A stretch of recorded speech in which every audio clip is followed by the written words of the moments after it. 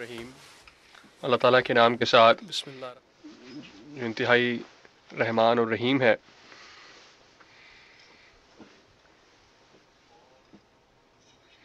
तमाम मुअज़्ज़ज़ मेहमानों को अस्सलाम वालेकुम वरहमतुल्लाहि वबरकातुहू।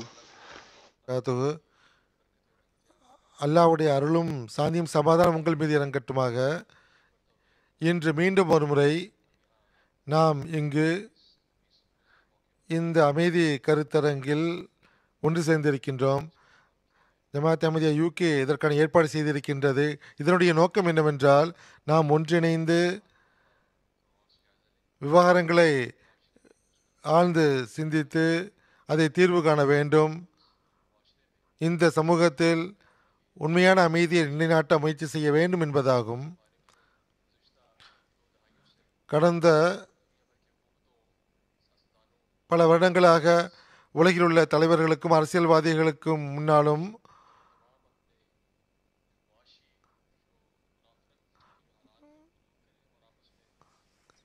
பரஸ்பரம் ஒன்றிணைந்து செயல்படுமாறும் சமூகத்தில் அமைதியை நிலைநாட்ட முயற்சி செய்யுமாறும் கேட்டு வருகின்றேன்.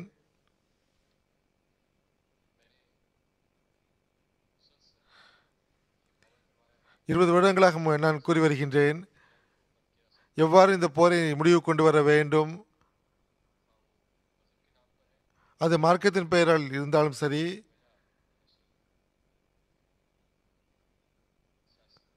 அது அரசியல் சார்ந்த போராக இருந்தாலும் சரி,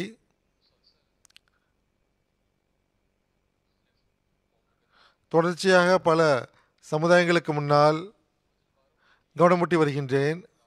அத்துடன் உங்களுடைய சமூகத்தில் பரஸ்பரமாக நாம் வாழ்ந்து வருகிறோம். எவ்வாறு நாம் ஒருவர் மற்றவரை நெருங்க முடியும், இந்த பிரச்சனைகளை விளக்க முடியும் என்று வரலாறு கூறுவது என்னவென்றால், இந்த பரஸ்பர பிரச்சனைகள், போர்கள்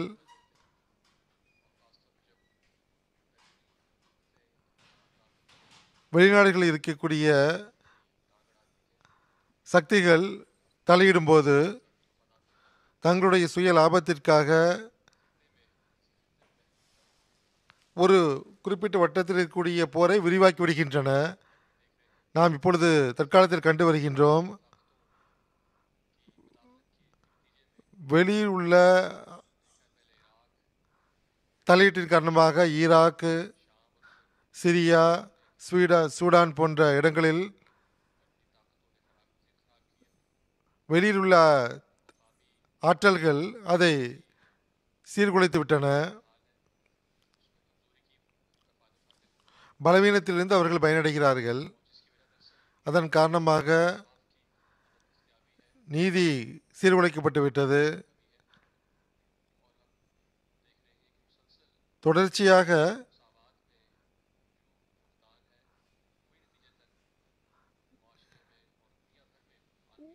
உலகெங்கிலும் நீதியின்மை காணப்படுகின்றது. அரசியல்வாதிகளும் தலைவர்களும் நான் கூறக்கூடிய விஷயத்தை ஒப்புக்கொள்கிறார்கள். கண்டிப்பாக அமைதி ஏற்படுத்த வேண்டும் என்று ஒப்புக்கொள்கிறார்கள். அது மட்டுமின்றி நேரடியாகவோ மறைமுகமாகவோ தொடர்ச்சியாக அவர்கள் கூறி வருகிறார்கள், இந்த காலத்தில் குழப்பங்கள் இருக்கின்றன.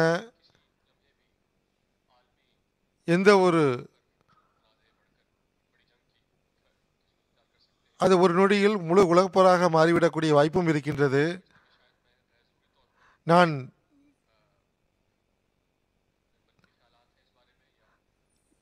எதிர்மறை விஷயங்களை தேவையில்லாமல் நான் கூறுகிறேன் என்று மக்கள் கருத வேண்டாம். பல வருடங்களாக நீங்கள் பாருங்கள், எவ்வாறு நிலைகள் மாறி வருகிறது என்று பாருங்கள். பல எழுத்தாளர்கள், பத்திரிகையாளர்கள் நான் கூறக்கூடிய விஷயத்தை ஒப்புக்கொள்ளவில்லை என்றாலும், எந்த கண்ணோட்டத்தை நீங்கள் பார்க்கிறீர்களோ அது கண்டிப்பாக நீதியினுடைய கண் கிடையாது.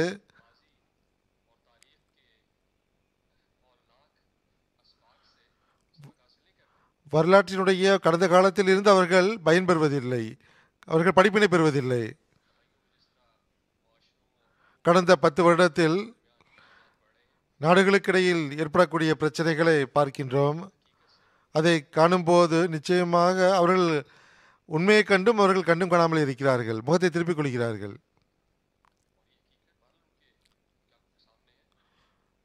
இந்த உண்மை அவர்களுடைய கண்களுக்கு முன்னால் இருக்கின்றது.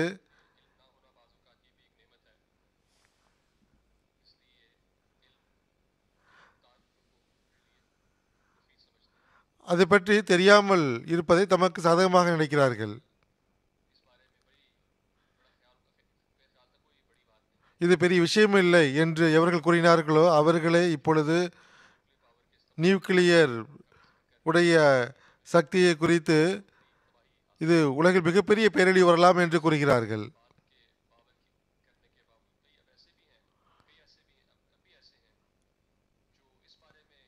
இப்பொழுதும் கூட இப்பொழுதும் கூட நிதானமாக சிந்திப்பதில்லை மக்கள். எந்த அளவு நிலைகள் மோசமாகிவிடலாம் என்றால் உலகளாவிய போர் ஏற்பட்டு விடலாம். உலகிலிருந்து அது மக்களை காப்பாற்ற வேண்டும். இந்த போரிலிருந்து இன்றைய இந்நிகழ்ச்சிக்காக நான் என்ன பேச வேண்டும் என்று நான் சிந்தித்த போது மீண்டும் நாம் ஒன்று கூட வேண்டுமா, நாம் என்ன பேச வேண்டும், கடந்த காலங்களில் நான் பேசியிருக்கிறேன், அதற்கு என்ன பயன் ஏற்பட்டது என்று சிந்தித்தேன். இது போன்ற மாற்றங்கள் கொண்டு வரவில்லை என்றால் பிறகு என்ன பிரயோஜனம்? உண்மை என்னவென்றால்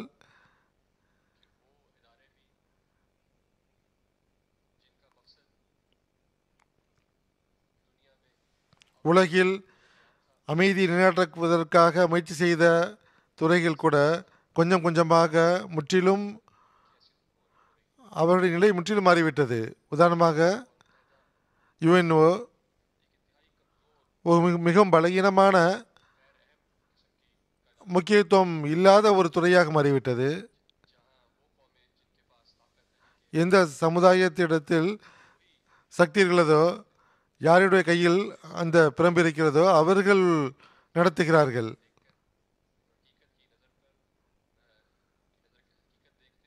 உண்மையே கண்டுணர்ந்தும் கூட அவர்கள் முகம் திருப்பிக் கொள்கிறார்கள். தங்களுடைய சொந்த லாபத்திற்காக அவர்கள் செயல்படுகிறார்கள். வீட்டுடைய சக்தி ஆட்டத்தில் இருக்கிறதோ அவர்கள் அதை நீதி இல்லாமல் செயல்படுத்துகிறார்கள்.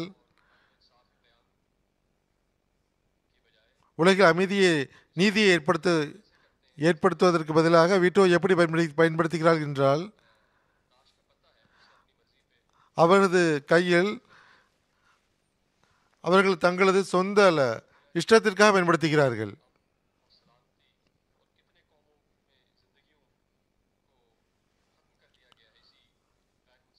இந்த நீதியின்மையின் காரணமாக உலகில் எவ்வளவு விஷயங்கள் சீர்குலைக்கப்பட்டு விட்டன, அழிக்கப்பட்டு விட்டன. வீட்டுடைய சக்தி எங்கு பயன்படுத்த முடியுமோ அங்கு பயன்படுத்தப்படுவதில்லை. நான் இந்த சந்தர்ப்பத்தில் இஸ்லாம் அமைதியை நிலைநாட்டுவதற்காக ஒருபோதும் பின்வாங்கக்கூடாது என்று இஸ்லாம் கூறியிருக்கின்றது.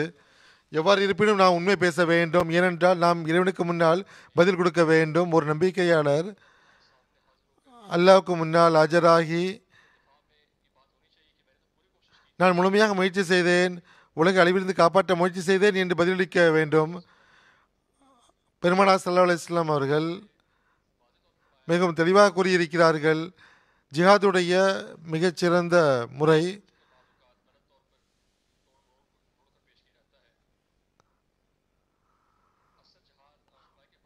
உண்மையான பெரிய ஜிஹாத் என்பது மனிதன் தனது மன்னருக்கு முன்னால் உண்மை எடுத்துரைப்பதாகும், தலைவருக்கு முன்னால் உண்மை எடுத்துக் கூறுவதாகும். நிச்சயமாக பலவீன சமுதாயம், எவ்வாறு நான் பலவீனமான மனிதனாக இருக்கின்றோம், என்னிடம் அரசியல் பலம் கிடையாது, நான் உண்மையை கூறினாலும் சரியான முறையில் மக்கள் வரை சென்றடைவது கிடையாது, அவர்கள் மீது கட்டுப்பாடுகள் விதிக்கப்படுகின்றன. இஸ்லாத்தின் போதனைப்படி அஹ்மதியா ஜமாத் எப்பொழுதும் அமைதியை நிலைநாட்ட எப்பொழுதும் முயற்சி செய்து வருகிறது. எவருடைய உரிமைகள் பறிக்கப்பட்டனோ, அநீதிக்கு உள்ளானார்களோ அவர்களது உரிமைகளை நிலைநாட்ட அஹ்மதியா ஜமாத் எப்பொழுதும் முயற்சி செய்கின்றது. நாம் எப்பொழுதும் முயற்சி செய்வோம். எங்களிடத்தில் இருக்கக்கூடிய வழிவகைகளை உபயோகித்து நாங்கள் முயற்சி செய்வோம். எந்த அளவு அரசியல்வாதிகள் வரை விஷயத்தை கொண்டு செல்ல முடியுமோ, படித்த மக்கள் வரை விஷயத்தை கொண்டு சேர்க்க முடியுமோ, அல்லது உலகில் உள்ள மற்ற துறைகள் வரை விஷயத்தை கொண்டு சேர்க்க முடியுமோ நாங்கள் முயற்சி செய்வோம். நம்முடைய ஜமாத்து தொடர்ச்சியாக அமைதியை நிலைநாட்ட முயற்சி செய்கிறது. உலகில் கஷ்டங்களையும் துக்கங்களையும் நீக்குவதற்கு ஏதேனும் ஒரு அநீதியின் காரணமாகவோ துன்பத்தில் சிக்கியிருக்கக்கூடிய மக்களுக்கு உதவி செய்கின்றது. உலகில் எவ்வாறு அமைதி ஏற்படுத்த முடியும் என்று நான் கூறுகின்றேன்.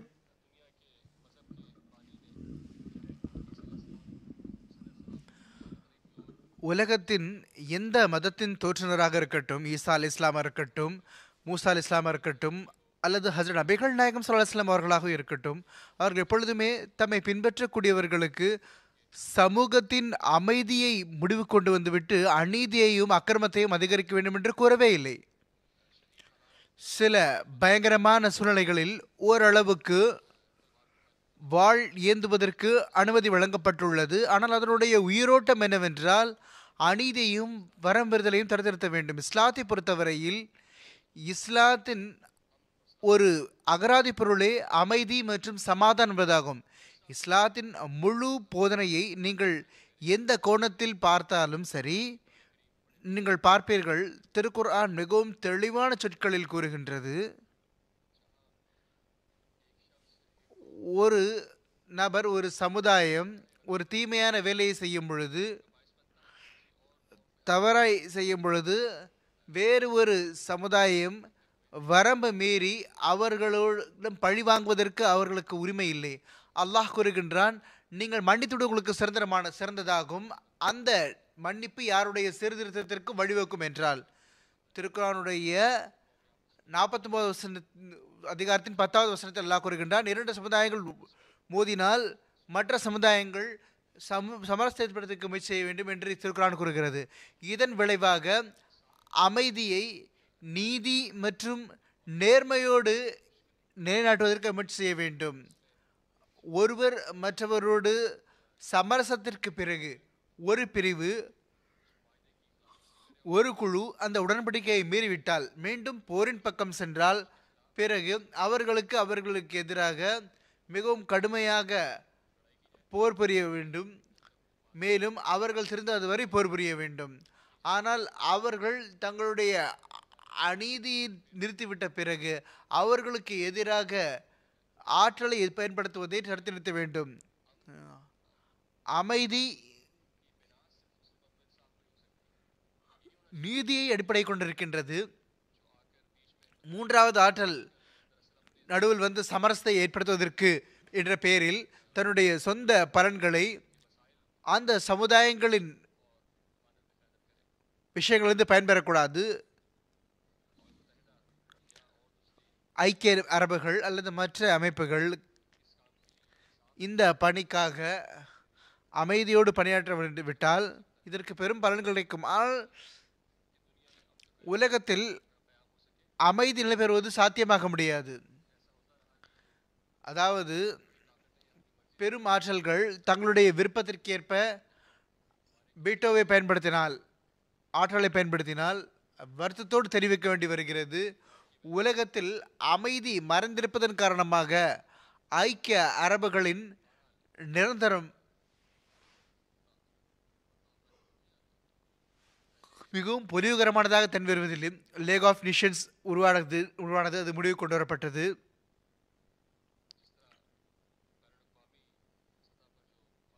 சர்வதேச அளவில் இருக்கக்கூடிய சட்டங்கள் இல்லாததுக்கு சமம்.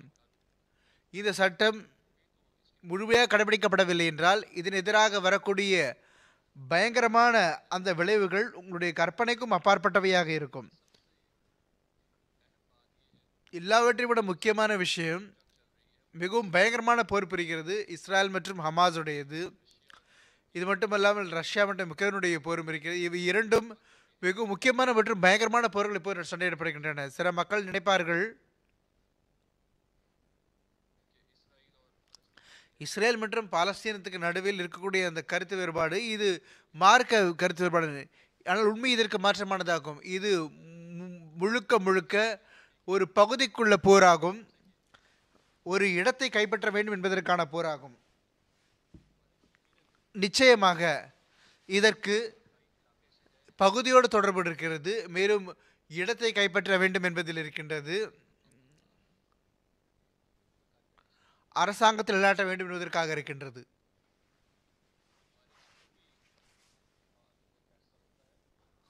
என்ன தீர்மானம் எடுக்கப்படுகின்றதோ அது எல்லா விதத்திலும் நீதியோடும் மற்றும் நியாயத்தின் அடிப்படையில் இருக்க வேண்டும். இதன் அடிப்படையில் இல்லை என்றால் பிறகு ஐக்கிய அரபுகளின் எந்த ஒரு பலனும் இருக்காது, அல்லது எந்த ஒரு சர்வதேச அமைப்புகளின் எந்த ஒரு பலனுமே இருக்காது. கோல் எடுத்தவன் தான் அரசன் என்பது போன்று வேலை நடக்க ஆரம்பித்துவிடும். ரஷ்யாவை பொறுத்தவரை அவங்களிடம் வீட்டோடைய ஆற்றல் இருக்கின்றது. உக்ரைனும் ஒரு விதத்தில் வீட்டோவாக இருக்கிறது. மற்ற நாடுகள் அவர்களுக்கு தோழர்களாக இருக்கின்றார்கள், அவர்கள் நிரந்தர மெம்பராக இருக்கின்றார்கள். இரண்டு பிரிவும் எப்பொழுது வேண்டுமானாலும் வீட்டோ பயன்படுத்தலாம், நேரடியாகவோ அல்லது மறைமுகமாகவோ. பிறகு அவர்களில் ஒருவரிடம் எப்படி ஆற்றல் உருவாக முடியும்? அவர்கள் சற்றும் கூட எந்த விதத்திலும் அவங்களுக்கு தெரியும், வீட்டோ பவர் மூலமாக நீதிக்கு எதிராக என்ன வேணாலும் செய்யலாம். கசாவிலும் தான் நடக்கின்றது. பாலஸ்தீனர்கள் மற்றும் இஸ்ரேலர்களுடைய ஆற்றல் தோழர்கள் இருக்கின்றார்கள். பல மாதங்கள் ஆகிவிட்டன இந்த போர் ஆரம்பமாகி. உதாரணமாக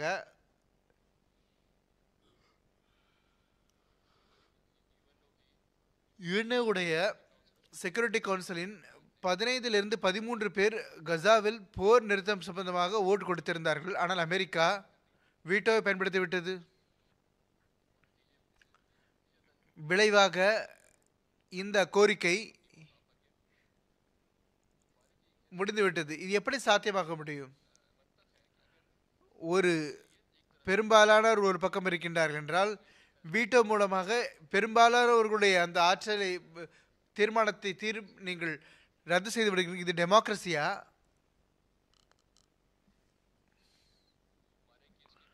இதற்கு நேர்மாற்றமாக மனிதனால் உருவாக்கப்பட்டுள்ள அந்த சட்டங்கள் மிகவும் பலகீனமானவை. திருக்குர்ஆனில் அல்லாஹ் கூறுகின்றான், எந்த சமுதாயத்தின் பகைமையும் நீங்கள் நீதியோடு செயல்படாமல் இருக்குமாறு உங்களை இணங்க வைத்துவிட வேண்டாம், மாறாக நீங்கள் நீதியை கடைபிடியுங்கள்.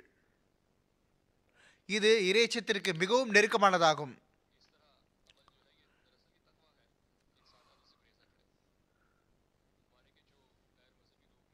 மாற்று மத மக்கள் இந்த திருக்குர்ஆனின்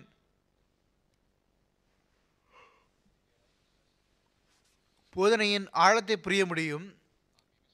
ஆனால் நீங்கள் யோசித்து பார்ப்பீர்கள், இஸ்லாத்தின் போதனைகள் இந்த அளவு நீதி மற்றும் நேர்மை அடிப்படையாக கொண்டவை என்றால் பிறகு ஏன் பெரும்பாலும் இஸ்லாத்தின் மீது தகவல் தொகுக்கப்படுகின்றன, ஆட்சேபனை செய்யப்படுகின்றது? இஸ்லாம் ஒரு ஆற்றலை பயன்படுத்தக்கூடிய மார்க்கம் என்று ஏன் கூறப்படுகிறது? சமீபத்திலேயே இந்த விஷயங்கள் மீண்டும் தலை தூக்கின. இங்கு சில மக்கள் இருக்கின்றார்கள், அவருடைய அறிக்கைகள் மீண்டும் இதற்கு ஊக்குவித்திருக்கின்றது. நபிகள் நாயகம் ஸல்லல்லாஹு அலைஹி வஸல்லம் அவர்கள் எந்த போர்களை செய்திருந்தார்களோ, ஜிஹாதுகளை செய்திருந்தார்களோ, அன்னாருடைய ஹலீஃபாக்கள்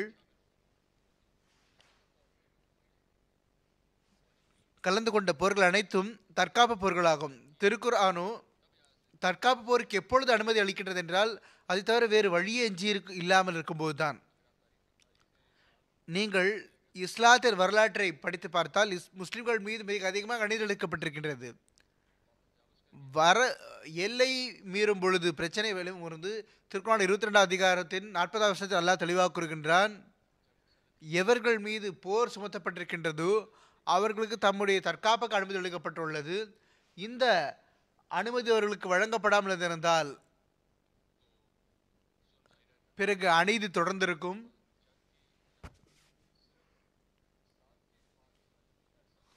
போருக்கான அனுமதி இஸ்லாத்தை தற்காப்பது மட்டும் இருக்கவில்லை, எல்லா மார்க்க தற்காப்பதாக இருந்தது.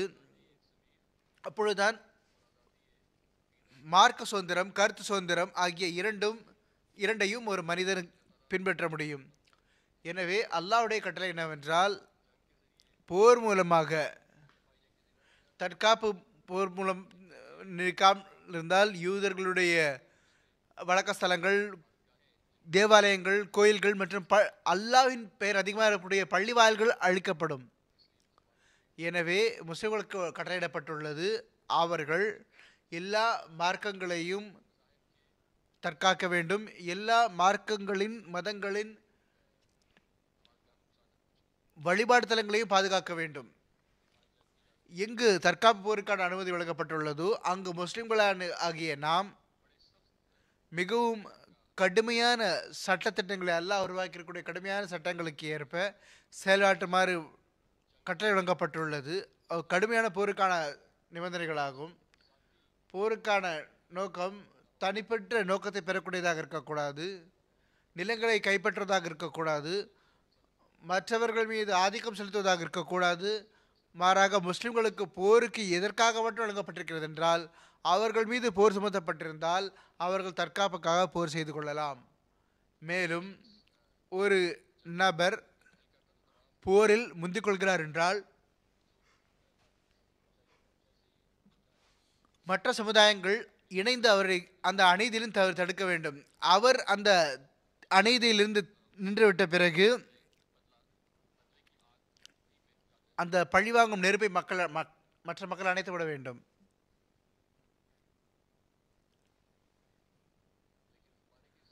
ஆனால் தற்போதைய காலத்தில் நாம் பார்க்கின்றோம், போருக்கு எந்த ஒரு சட்டத்திட்டமும் இல்லை. போர் எல்லா நிலையிலும் எல்லா விதமான அழிவுக்கும் காரணமாக அமைகிறது. போரை பரப்பப்படுகிறது. போரை பரப்புவதற்கான அசல் வழி நிலங்களை அபகரித்துக் கொள்ள வேண்டும், மேலும் ஆற்றலை பெற வேண்டும் என்பதாக இருக்கிறது.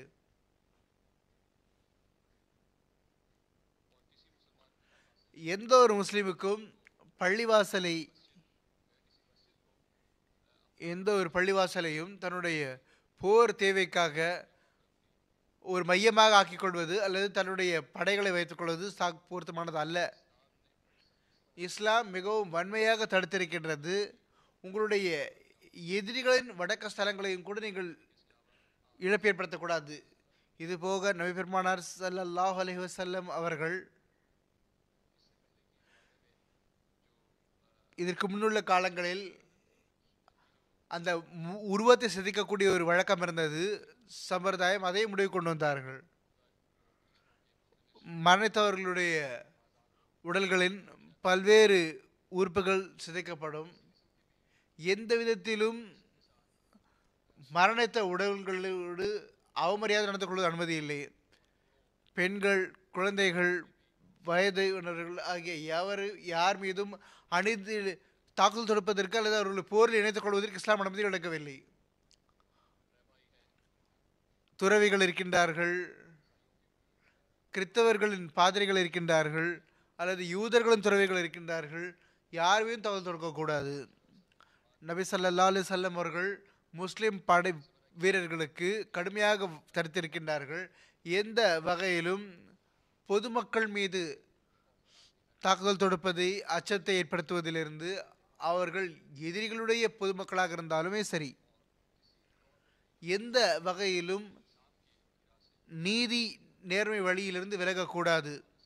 இது மட்டுமின்றி ஹஜ்ரத் நபிகள் நாயகம் ஸல்லல்லாஹு அலைஹி வஸல்லம் அவர்கள் முஸ்லிம்களுக்கு இந்த ஒரு பொதுமை வழங்கியிருக்கின்றார்கள். முஸ்லிம் ஆர்மிகள், முஸ்லிம் படைகள் நகரங்களில் தம்முடைய படைகளை முகாமிடக்கூடாது. அதன் மூலமாக நகரத்தில் இருக்கக்கூடிய மக்கள், நகர மக்கள் அச்சத்திற்குள்ளாகி விடுவார்கள், அவர்கள் பீதிக்குள்ளாவார்கள். இவ்வாறு நகர மக்களுக்கு எவ்விதத்திலும் கஷ்டம் ஏற்படக்கூடாது.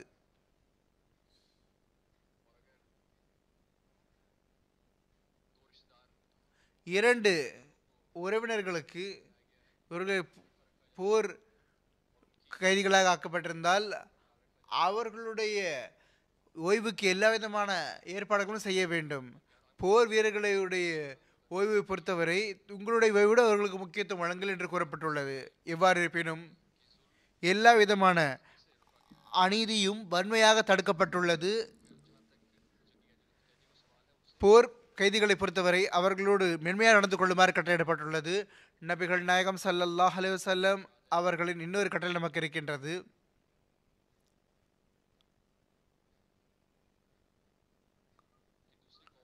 மற்ற சமுதாயங்களின் பிரதிநிதிகளை மிகவும் கண்ணியத்துக்கு நீங்கள் நடத்துங்கள். அவர்களோடு கண்ணியத்தோடு நீங்கள் நடந்து கொள்ளுங்கள், மரியாதை நடந்து கொள்ளுங்கள். இல்லை என்றால் இது அமைதி மற்றும் சமாதானத்தை நிலைநாட்டுவதில் ஒரு ஆபத்தாக இருக்கும். இதுதான் அந்த அடிப்படையான விஷயமாகும், அடிப்படையான சட்டத்திட்டங்களாகும், இஸ்லாம் விதித்துள்ள நிபந்தனைகளாகும். போர் சம்பந்தமாக இதில் நிரூபணமாவது என்னவென்றால் இஸ்லாத்தின் போர்களுக்கான நோக்கம் நீதி நிலைநாட்டுவதாகும். இன்றைய போர்கள் நாம் பார்க்கின்றோம், அவை முழுமையான முறையில் சொந்த பலன்களை பெறுவதற்காக இருக்கின்றன. ஒவ்வொரு முஸ்லிம் சமுதாயமும் முஸ்லிம் அரசாங்கமும் இஸ்லாத்தின் போதனைப்படி செயல்பட்டவாறு இந்த போர்கள் சண்டையிட வேண்டும். அவர்கள் போர்கள் கலந்து கொள்கிறார்கள் என்றால் முஸ்லிம் சமுதாயங்கள் இந்த இஸ்லாமிய போதனைகள் படி அமல் செய்தால் பிறகு நிலைகள் இந்த அளவுக்கு மோசமாகவே ஆகாது. இந்த அளவு பகைமை மற்றும் வெறுப்பு சந்ததிகள் பிறகு சந்ததிகளுடைய உள்ளத்தில் நெருப்புகின்றதோ அது நிறைவேறாது. எல்லா சமுதாயங்களும் மேற்கத்திய சமுதாயங்களாக இருக்கட்டும், எவர்களுடைய உள்ளத்தில் இஸ்லாமிய நாடுகள் மீது ஒரு வெறுப்பு இருக்கின்றதோ அல்லது முஸ்லிம் சமுதாயங்களாக இருக்கட்டும், அமைதி சமுதாயம் எப்பொழுது சாத்தியமாக முடியும் என்றால் இஸ்லாத்தின் அடிப்படை விதிகள் போர் சம்பந்தமானவை சமரசம் பற்றி இருக்கின்றன, அவற்றின்படி முழுமையாக செயல்பட வேண்டும். இல்லை என்றால் நாம் ஒரு உலகளாவிய அழிவின் பக்கம் செல்வோம். அதை பற்றி எடுத்துக்கூட முடியாது. அதனுடைய விளைவு எந்த அளவுக்கு மோசமாக இருக்கும் என்றால் வரக்கூடிய சந்ததிகள் அதற்கான விலை கொடுக்க வேண்டி வரும். இப்பொழுது மற்ற மக்களும் இந்த விளைவை எட்டுகின்றார்கள். மிக உயர்வான ஒரு எக்கனாமிஸ்டை பற்றி கூறப்படுகின்றது. உலகம் ஒரு அழிவின் வாயில் கிட்ட இருக்கின்றது. இவர்கள் மேற்கத்திய நாடுகளின் தலைவர்களுடைய அந்த ஆர்வமின்மை காரணமாக இந்த போர்கள் அதிகமாக கொண்டு செல்கின்றன. அவர் மேற்கொண்டு எழுதுகின்றார், மேற்கத்திய சமுதாயங்களின் இந்த கண்ணோட்டம் ரஷ்யா மற்றும் சைனா தீய சமுதாயங்கள் என்பது, எல்லா விதத்திலும் பகைவர்கள் என்பது, இது மக்களுடைய சிந்தனைகளை பகைமை ஏற்படுத்துகின்றார்கள். ப்ரொஃபஸர் சாப் கூறுகின்றார், இந்த எல்லா விஷயங்களும் ஒரு பக்கம் வைத்தாலும் எந்த அளவு ஆபத்துகள் அதிகமாகிவிட்டனவோ ஐரோப்பிய வழிகாட்டிகள் தமது நோக்கத்திற்காக அவர்களுக்கு பாபத்து இருக்கிறது என்பதை பார்க்கின்றார்கள். எல்லா ஐரோப்பிய சமுதாயத்தின் சமாதானத்திற்காக முயற்சி செய்ய வேண்டும், அதில் ரஷ்யாவையும் இணைக்க வேண்டும். இவ்வாறு ரஷ்யாவும் அவர்களுக்கு நெருக்கமானவர்கள், அவர்களும் ஏற்றவர்கள் இருக்கின்றார்கள். இவ்வாறு செங்கடலுக்கு அருகிலும் நிலைமைகள் மோசமாகின்ற அவற்றையும் சரி செய்ய வேண்டும். இந்த வகையில் இவர்களுடைய கையில் தான் சாவி இருக்கின்றது, உலகத்தின் ஐரோப்பிய மற்றும் உலகத்தின் அமைதியின். பிறகு இஸ்ரேல் மற்றும் ஹமாஸோடு நடுவில் இருக்கக்கூடிய போரை பற்றி எழுதுகின்றார்கள். இதன் விளைவாக நிலைமைகள் மிகவும் மோசமாகி இருக்கின்றன. மக்களுக்கு கஷ்டம் ஏற்பட சுமக்க வேண்டி வருகின்றது. அவர்கள் சமீபத்தில் ஒரு இன்டர்வியூவில் கூறினார்கள், அவரே ஒரு யூதர் ஆவார். அவர் மிகவும் வன்மையான முறையில் இந்த அரசாங்கத்தின் செயலை அவர் கண்டித்தார், கண்டனம் தெரிவித்தார். நெட்டன் யாஹூ மற்றும் அதன் பக்கத்துள்ள ஜமாத்துகள் காசா முஸ்லிம்களோடு அவர்கள் நடந்து கொள்வது எடுத்துக்கூட சொல்ல முடியாது. பனி சென்டர்ஸ் கூறுகின்றார்கள், 25,000-26,000 மக்களை கொள்வது அவர்களுடைய இன்டர்வியூ வெளியான போது 25,000-26,000 மக்கள் கொல்லப்பட்டு விட்டிருந்தார்கள். அவர்களில் 2/3 பங்குகள் பெண்களும் குழந்தைகளும் ஆவார்கள். 35,000 மக்கள் காயமடைந்தார்கள். மேலும் நாம் கசாவின் 70% வீட்டின் அழிவை பற்றி கூறுகின்றோம். இந்த நாட்டில் 1.8 மில்லியன் மக்கள் இருக்கிறார்கள். அவர்கள் வீடுகளிட்டு வெளியே கொண்டு அனுப்பப்பட்டார்கள். ஒவ்வொரு நபரும் இந்த விஷயத்தை புரிந்து கொள்ள நம்புகின்றேன். பல லட்சம் பிள்ளைகள் இப்பொழுது பசியின் காரணமாக மரணத்தின் வாயருகே சென்று விட்டார்கள். இஸ்ரேல் உதவி மேற்கத்திய அரசாங்கங்கள் இஸ்ரேலோடு இணைந்திருக்கின்றன. பனி சென்டர்ஸ் ஒரு பெனி மேற்கொண்டு கொடுக்கப்பட்டாலும் சரி, சென்று கொடுக்கப்பட்டாலும் சரி, இதுவும் ஒரு அநீதியில் கலந்து கொள்வதற்கு நிகரானதாகும். சாண்டர்ஸ் கூறுகின்றார்கள், இந்த வரலாற்றின் இந்த இடத்தின் வரலாறு மிகவும் அபாயகரமானது. 60 லட்சம் யூதர்கள் கொல்லப்பட்டார்கள். அதே போன்று பல லட்சம் பாலஸ்தீனர்கள் வீட்டிலிருந்து வெளியேற்றப்பட்டுள்ளார்கள். பாலஸ்தீனர்கள் தங்களுடைய நிலத்தின் உரிமை அவர்களுக்கு இருக்கின்றது. நாம் 2 சமுதாயத்தின் கண்ணோட்டத்தில் பேச வேண்டியது அவசியமாகும்.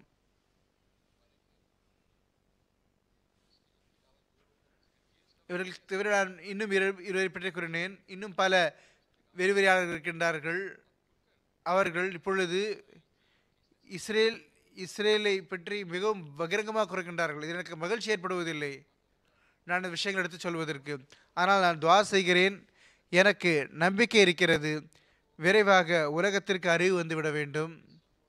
இந்த அநீதி அக்கிரமத்தில் மற்றும் போரை முடிவு கொண்டு வர வேண்டும். நிச்சயமாக என்னுடைய கண்ணோட்டம் என்னவென்றால், முழுமையான போர் நிறுத்தம் தேவை இருக்கின்றது. இஸ்ரேல் மற்றும் ஹமாஸுக்கு நடுவில், பலஸ்தீனுக்கும் இதில் இருக்கின்றது.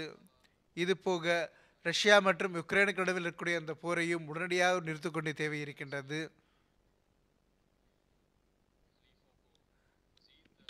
தோழமை நாடுகள் மேற்கொண்டு போரில் கலந்து கொள்ள செய்வதற்கு பதிலாக அந்த பக்கத்து நாடுகள் தம்முடைய இந்த சமுதாயங்களை பிடிவாதமாக இருக்க வேண்டும். போர் நிறுத்தத்தில் எப்படி நிலைத்திருக்கக்கூடிய ஒரு அமைதியை நிலைநாட்ட வேண்டும் என்றால், அதற்கு பிறகு மேற்கொண்டு எந்த வகையான அநீதி அக்கிரமத்திலும் தடுத்து நிறுத்த வேண்டும். மேற்கொண்டு மக்களை தீமையிலிருந்து காப்பாற்ற வேண்டும். இல்லை என்றால் இந்த போரின் விளைவாக எல்லோருக்கும் இழப்பு ஏற்படும். வரக்கூடிய சந்ததிகளுக்கு இந்த ரேடியேஷன்ஸ் காரணமாக மிக இந்த கதிர்களிலிருந்து தப்பிப்பதற்காக அடுத்த சந்ததிகள் தப்பிக்க வேண்டும் நினைத்தால் அவர்கள் உடல் உணர்வாக பெருக்கக்கூடாதுன்னு நீங்கள் விரும்பினீர்கள் என்றால், நம்மீது அந்த சாபங்கள் விழக்கூடாது என்று நினைத்தால், நிலைமைகள் போர் மூலமாக ஏற்படும். எல்லா பாலிசியை உருவாக்கக்கூடியவர்களும் மிகவும் ஒழுக்கமான முறையில் நீதி நேர்மையோடு தீர்மானிக்க வேண்டும். சொந்த பலன்களை கருத்தில் கொண்டு முன்னிறுத்தியவாறு தீர்மானிப்பதற்கு பதிலாக தம்மை மற்றவர்களை விட அதிகமாக கருதியவாறு இருக்கக்கூடாது.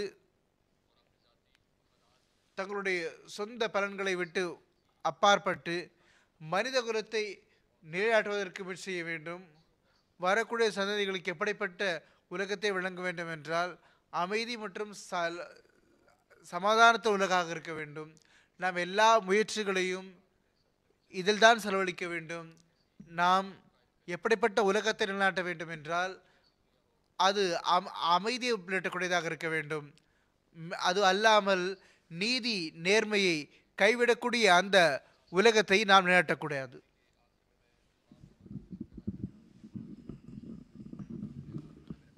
இங்கு வந்திருக்கின்ற அனைத்து விருந்தினர்களுக்கும் நான் நன்றி தெரிவித்துக் கொள்கின்றேன். நான் நீண்ட நேரம் சொற்பொழிவாற்ற வேண்டிய நிலை ஏற்பட்டது. அதற்காக நான் வருத்தம் தெரிவித்துக் கொள்கிறேன். ஏனென்றால் சூழ்நிலை அவ்வாறானதாக இருக்கின்றது. மிகவும் நன்றி.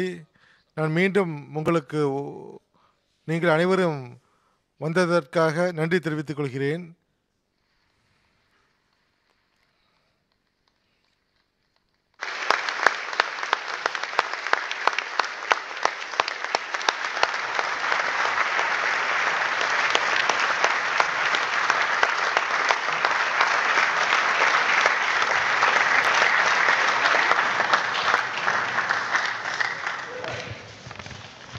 We will now conclude the formal यानी कि अब program. इस तकरीब का अख्ताम दुआ से होगा. இப்பொழுது இந்த நிகழ்ச்சியினுடைய இறுதி துவாவுடன் நிறைவு பெறும். துவா.